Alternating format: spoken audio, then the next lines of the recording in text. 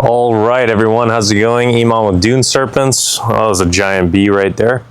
But I don't have anyone to film me today, so I'm going to try to work with the camera while explaining what I've done to the truck. So just hang in there with me. I have new fiberglass fenders. So before we get into the paint and everything like that, these are glazzkraft fiberglass fenders. Glazzkraft is a company that makes fiberglass mainly for race UTVs out in California, but they also make some sick Tacoma fenders as well, just for Tacomas. So unfortunately, if you're like F-150s and stuff, you'd have to reach out to them, see what they make. But yeah, this is that famous little scoop you see here, this vent on the side. It's from glazzkraft. So I just put these on. This is my second set of glazzkraft. I know what you're thinking, why would you have a second set? What happened to the first one? Well, what happened to the first one was poor planning from my end. I cheaped out. Don't make the same mistake I did. First fiberglass fenders that I had, I didn't Line-X the inside. I put something else, like a cheap, I forgot the brand, but it was kind of like a paint-on Line-X almost. And I found out that you're supposed to just use Line-X or some kind of a Raptor liner that's strong, a tough one, because it's going to structurally just be a lot stronger on the inside of the fiberglass and prevent cracking when you get a nice paint job. So I didn't do that, and I went to go get it Line-X on the original set, and then I found out that they can't really stick to the fiberglass. It was going to cost a lot more to remove the old material, and that stuff wasn't coming off than it was to just get new glass. So I did. And on the old set, I didn't have Line-X on the outside here. This entire thing got chewed up by rocks, and it looked hideous. It was giant rocks too, so I know what you're thinking, PPF, but honestly, I don't think PPF would have helped because the pebbles here in Florida, depending on where you are, of course, pebbles here are giant, you know, some limestone rock, they just spin out full speed and they'd gash and crack the glass. So that's kind of why I didn't want PPF either, because I wanted to be stronger and scratch proof. So I went with a little slash design Line-X on the outside, and the entire inside of this Line-X, of this fiberglass does have Line-X in there as well. Went with the 1H5 cement paint job on here, and let's kind of get a couple different angles and show you what's going on. If you like these headlights, check out Tacoma Beast. Make sure to use Dune 5 at checkout. The lighting may not be that good because it's pretty sunny outside, and I don't want my camera to catch on fire. It's steaming hot. But yeah, glazzkraft fenders, the back angle, you see it's got a nice little cutout here, a little groove. Looks sweet. Honestly, one of my favorite parts of the glass. Running glazzkraft specifically, if you do go that route, you're kind of limited with rear bumper options. You have to either go with glazzkraft, which they do make a sick rear bumper in my opinion, or a custom bumper, which is what I'm going to be doing, a custom tube bumper, but it doesn't really work with the cutout and the lineup with most rear bumpers out there. And you'll see what I mean when it comes to the bed cap portion here. It just doesn't really line up. So keep that in mind. But custom rear bumper, honestly, isn't that hard to make. You know, you just go off the tail ends of the frame here, bolt up, put a tube, whatever you want to do. It's not the most complicated thing.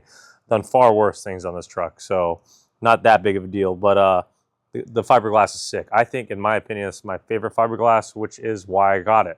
One of the coolest ones out there, and in my opinion, at least, I think they look pretty good. I like Advance and stuff like that, but I think glazzkraft is very unique with the way they shape the rear end, specifically with the vents and the cutouts and everything. It looks dope. I have here, I believe it's the Outgear Solutions bed caps. I have a bolt here. I have another video. I'll put the link in the description below of how I installed these, because you have to install them a specific way if you're not running their rear bumper or if you're running fiberglass, because these were designed for OEM. The mounting points, in my opinion, coming from experience of off-roading at high speeds, I'm not shouting them out or anything, but the way they're originally manufactured, they're not designed to be mounted to fiberglass because it's going to create a weak point and crack your glass. So make sure if you're getting these with fiberglass, to watch my video on how to install it without a bumper. If you get a bumper, I suggest having this rest on your bumper or welded to a custom bumper. That'd be a lot stronger than what I did here, but there's another video on that. We won't get into that because it's just a super long process. But I went through the hard work and found out this bolt here is the job.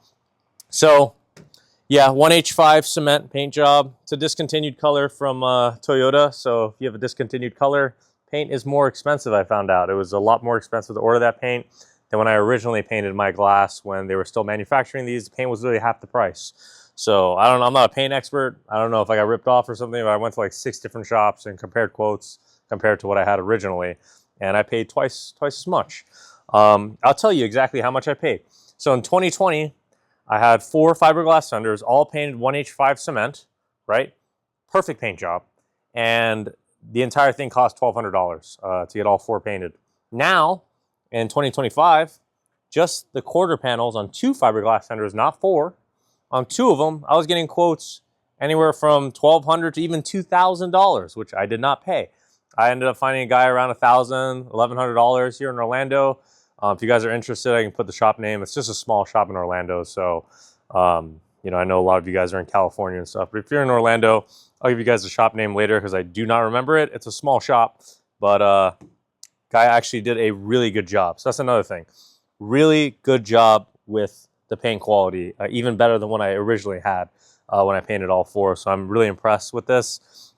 And now I just gotta honestly protect it. I might put a PPF over this section here, thinking about it, but I gotta let the paint dry and settle to the glass because I don't want to peel the PPF off one day and then all the paint comes with it. So yeah, right now I'm just letting it cure, but this was just painted about 2 days ago. So it's a nice clear coat on top of it and everything's looking pretty. I hope it stays that way because I don't want any white chips from the fiberglass while I'm off-roading. I know it's gonna happen. It's almost, there's no way of escaping that. There was a lot of sanding that went down to put on this rear glass, a lot. The first time I got it, it fit on like a glove. I didn't have to modify anything. Second time I got it, it did not fit, but that's fiberglass. You can't blame the company. Every fiberglass comes out, you're either lucky or you're not. They're all a little bit slightly different. So take the time and make sure that it goes on smooth. And I'm still not done. I wanna make sure I have a couple more mounting points because first time, trial and error, I put this glass on. I didn't mount it correctly and I had a lot of cracks because I wasn't looking at the structure points that I should have been mounting. But this time I went and I found the weak points and I pretty much saw where the old ones cracked and then I put new mounts over it.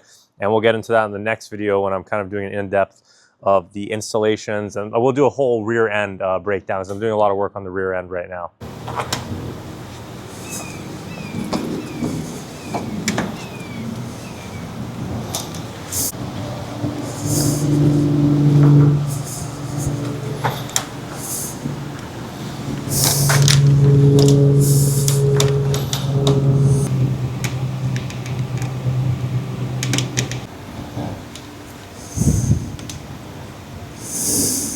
All right, so before we end the video, we're gonna go over the fuel cap because a lot of people have questions on this from YouTube, Instagram. Just make sure you stay tuned for the next video. We'll go over like structural supports and stuff like that, like a whole rear end teardown, so stay tuned for that. But my fuel neck is right here.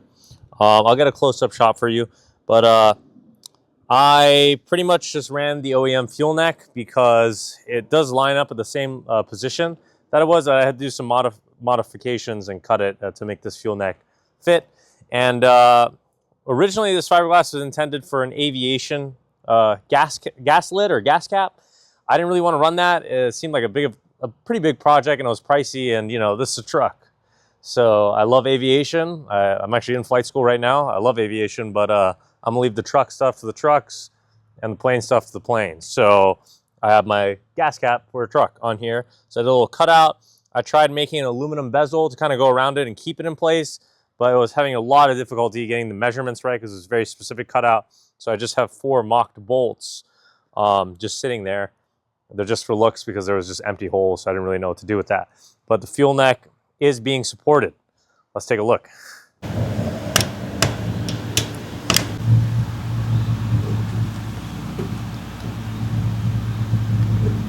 Anyways, guys, this is just a video on fiberglass, so there's not really much to go over. If you have any questions, drop them in the comments below or DM me on Instagram. Like I said, new rear end video going around everything and more structural support. This is just showing off the glass. A lot of people want to see what it looks like, and yeah, I mean, there's not much else to really go over. So thanks for watching. Make sure to subscribe to Dune Serpents for more truck videos and anything off-road related. Check me out on Instagram for more off-road footage, and thanks for all the support. Take care.